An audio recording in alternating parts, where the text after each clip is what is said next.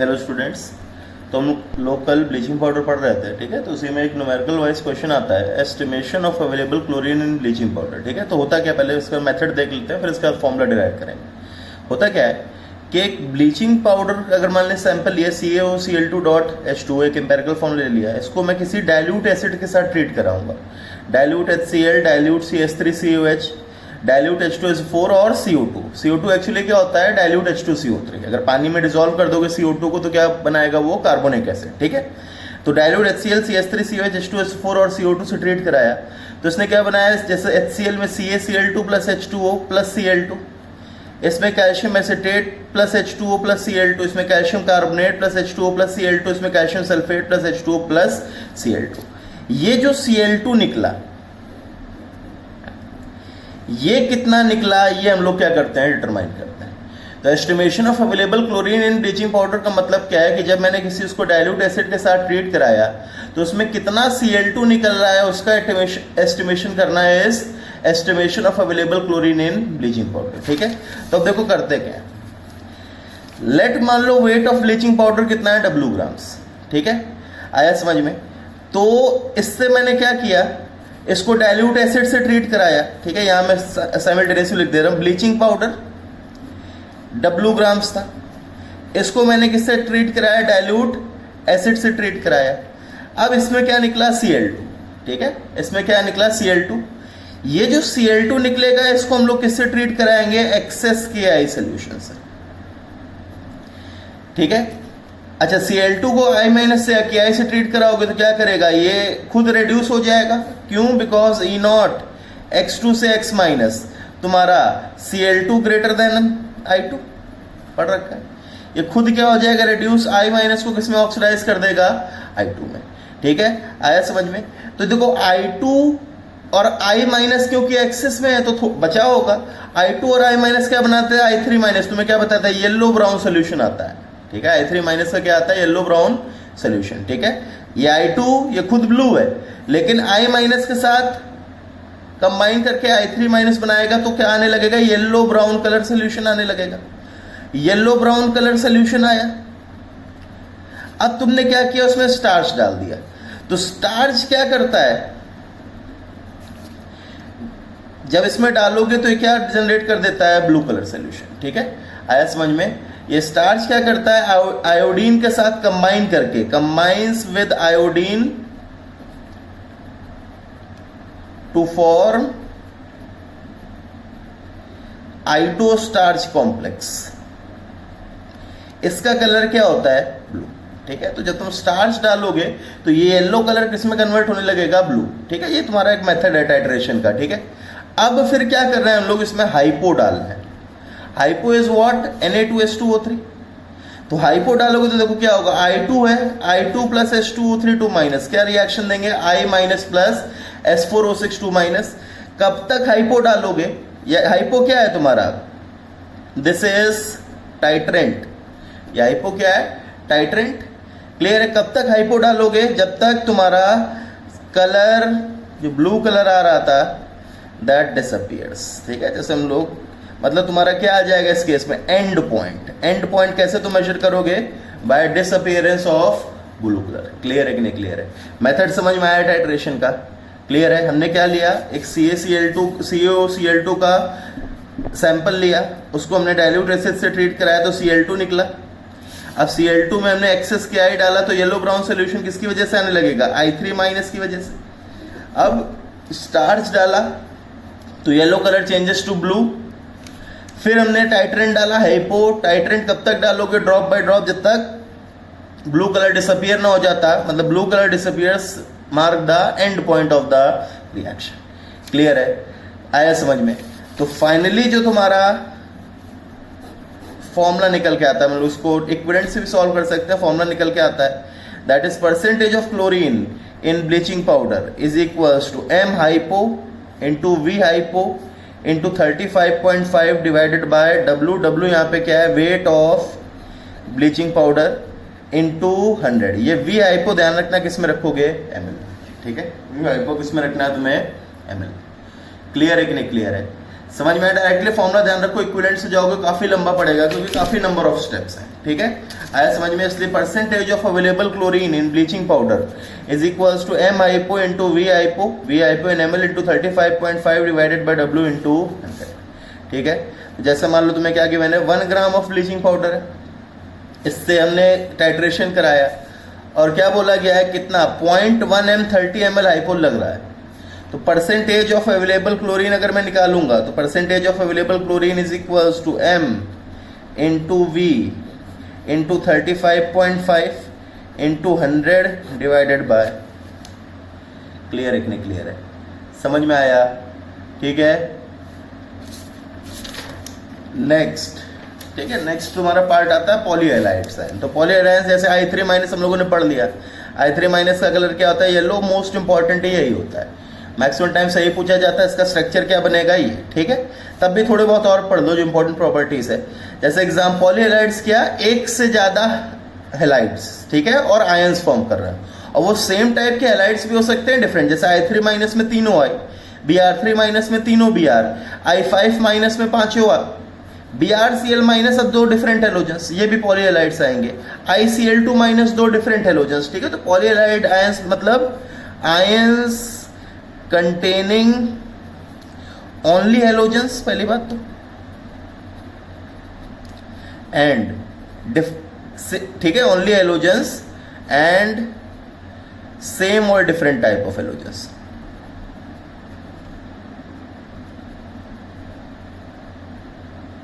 ठीक है, अब इस पे पहली चीज तो I3 माइनस ध्यान रखना है, इसका स्ट्रक्चर, इसका कलर।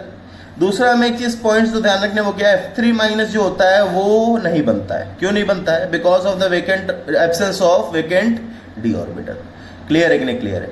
आया समझ में? Next, stability I3 minus, Br3 minus और Cl3 माइनस। तुम्हारा सबसे ज्यादा स्टेबल क्या होगा, I3 माइनस, फिर Br3 माइनस, फिर Cl3 माइनस। क्लियर है?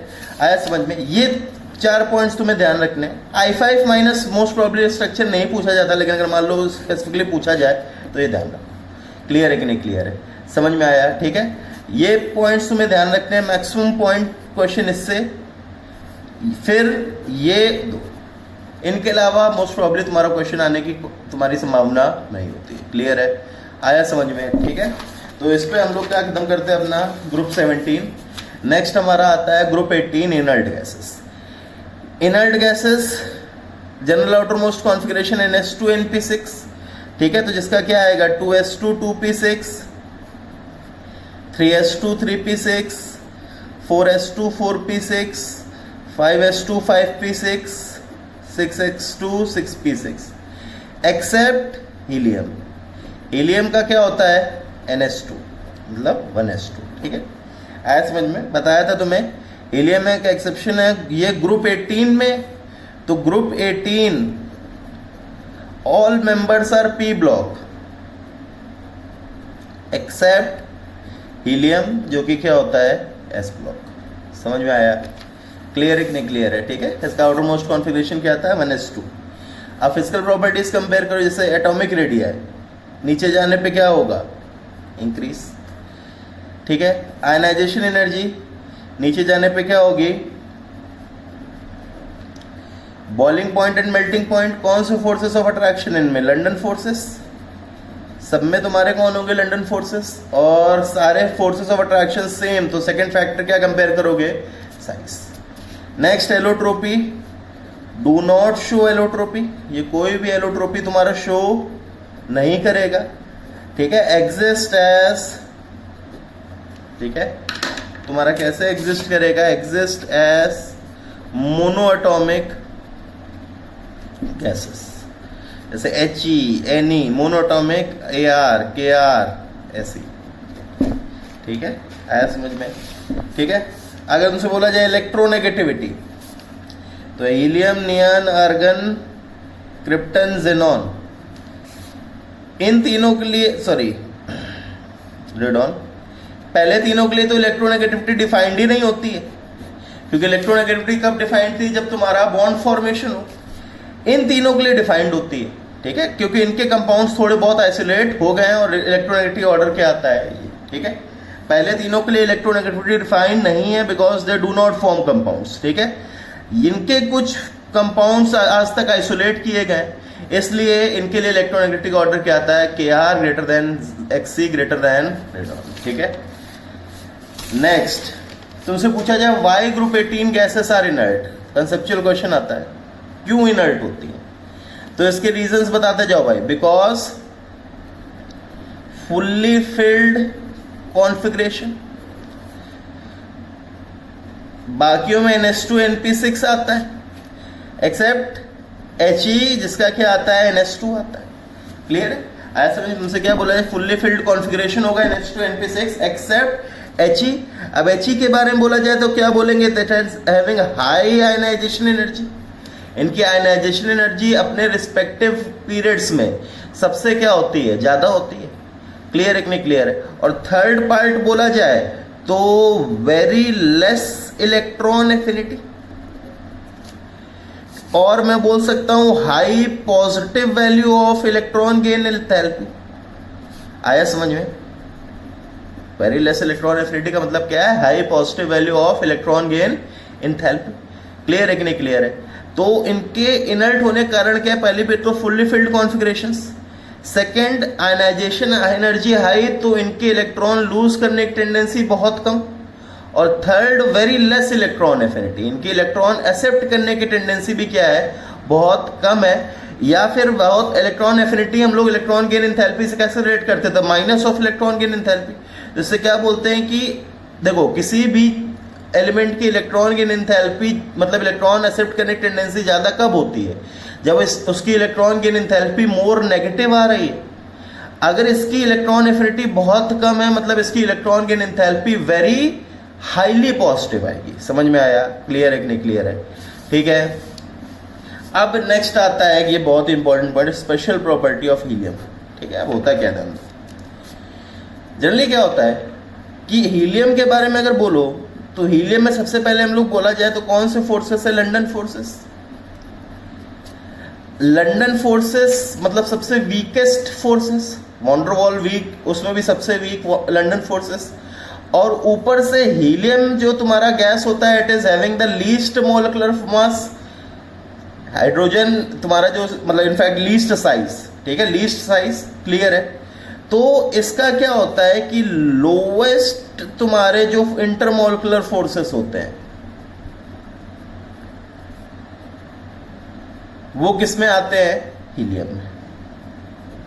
देखो H2 का इसके क्या है, मोलर मास ज्यादा है, लेकिन हम लोग बेसिकली क्या बोलते थे, साइज।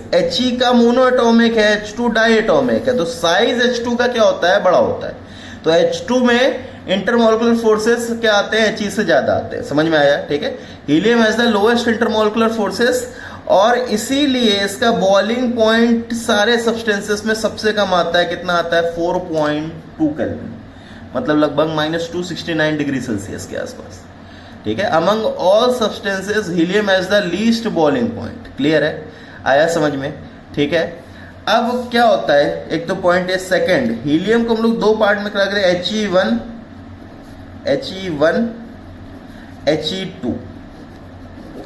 क्या होता है, हीलियम को हमने कूल किया 4.2 केल्विन पे, 1 atm 4.2 केल्विन पे, तो क्या हुआ, He1 इज फॉर्म, जो तुम्हारा नॉर्मल लिक्विड है। नॉर्मल लिक्विड वाला है कि मतलब तुम्हारा क्या हो जाएगा, He गैस तुम्हारा किस में कन्वर्ट हो जाएगा, He लिक्विड में एट 1 atm 4.2 केल्विन, जो इसका क्या है, बॉइलिंग पॉइंट है। क्लियर है कि नहीं क्लियर है? समझ में? इससे कम टेम्परेचर करोगे तो गैस किस में कन्वर्ट हो जाएगा, लिक्विड में। ये नॉर्मल है। मेन बात आती है He2 की। He2 कैसे प्रिपेयर करते हो कि पहले 4.2 केल्विन तक इसको कंडेंस कर लिया, फिर फर्दर कंडेंस करोगे कब तक, कूल टू 2.2 केल्विन, तो ये क्या बनाता है, He2। अब He2 क्या होता है, He2 इज एन He2 हमें क्या लगना चाहिए था, सॉलिड। हमें पता शायद ऐसा लगा हो कि शायद इसका क्या आ गया, फ्रीजिंग पॉइंट आ गया, लेकिन नहीं। He2 shows intermediate properties of solid and liquid। ठीक है, आया समझ में? In fact certain properties of gases also. ठीक है, सॉलिड, लिक्विड एंड गैसेस। कैसे, ये इसका फॉर्म लिक्विड रहता है, ठीक है। In fact it shows intermediate property of liquid and gases, ठीक है। इसका फॉर्म लिक्विड रहता है लेकिन थर्मल मोशन क्या हो जाता है, एटम्स का जीरो हो जाता है। क्लियर है, आया समझ में? जो एटम्स है उनका जो मोशन है वो क्या हो गया, zero. Second point, thermal conductivity बहुत ज्यादा बढ़ जाती है, इसीलिए इसको हम लोग कैसे यूज करते हैं, एज अ सुपर कंडक्टर। समझ में आया? क्लियर है कि नहीं क्लियर है? Thermal conductivity increases abruptly, hence it is used as a superconductor. Superconductor क्या होता है, जीरो रेजिस्टिविटी। सुपर कंडक्टर क्या होते हैं, जिनकी रेजिस्टिविटी क्या होती है, जीरो होती है। समझ में? Hence it is used as a superconductor because thermal conductivity is very high. Clear है? Second, viscosity becomes almost zero. अब होता क्या, ध्यान दो, जैसे मान लो मैंने एक वेसल लिया, इसके अंदर मैं He2 रखूंगा, और अगर मान लो मैं बोल रहा हूँ ये लिक्विड है, सिर्फ लिक्विड मानता, तो इसको ऐसे रखा रहना चाहिए था, लेकिन एक्चुअली क्या होता है, ये इसके वॉल्स पे क्या हो जाता है, क्लाइंब कर जाता है। It climbs the walls of the containers and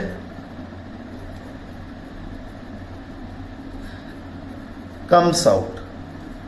ठीक है, ये वहां रखा नहीं रहता, ये तुरंत इसके वॉल्स पे क्या कर जाएगा, क्लाइम कर जाएगा, क्योंकि इसकी विस्कोसिटी जीरो है, तो लगभग सारा सरफेस ये गीला करना चाहेगा। ठीक है, इसकी विस्कोसिटी ऑलमोस्ट जीरो है, तो क्या चाहेगा, लगभग सारा सरफेस गीला कर दे। तो ये क्या होता है, इसकी वॉल्स में क्या हो जाता है, चढ़ के क्या आ जाता है, बाहर आ जाता है। क्लियर है? तो देखो, दो पॉइंट तुम्हें ध्यान रखना है। पहली बात, हीलियम का boiling point among all substances is very, सबसे कम। हमारे हीलियम का ग्राफ भी बनवाया था, जेड का ऐसे जा रहा था, एक हाइड्रोजन और हीलियम का, उसमें सबसे ज्यादा किसका आता था, हीलियम का।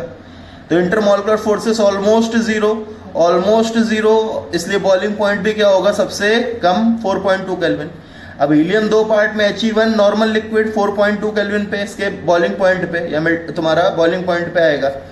He2 कैसे ऑब्टेन्ड होता है कि हमें इसको फर्दर किस पे कूल कर दिया, 2.2 केल्विन, तो it becomes a super fluid. Super fluid मतलब gives properties both to liquids and gases. Liquid की अपीयरेंस, लेकिन thermal motion is zero, thermal conductivity बहुत ज्यादा इंक्रीज कर गई, हेंस जीरो रेजिस्टिविटी, या फिर इसको हम लोग क्या बोलेंगे, सुपर कंडक्टर। और विस्कोसिटी ऑलमोस्ट जीरो हो गई, इसलिए क्या चाहेगा, tends to wet all surface cover. जितने भी सरफेस पे इसको रखा होगा या अवेलेबल होगा, इसको वो सारों को वेट करना चाहेगा। इसीलिए जब हम इसको ग्लास में रखते हैं तो ये क्या होता है, इसकी वॉल्स चढ़ के क्या आ जाता है, बाहर आ जाता है। क्लियर है, आया समझ में? ठीक है, तो कल इसको कंटिन्यू करेंगे। ठीक है, थैंक यू।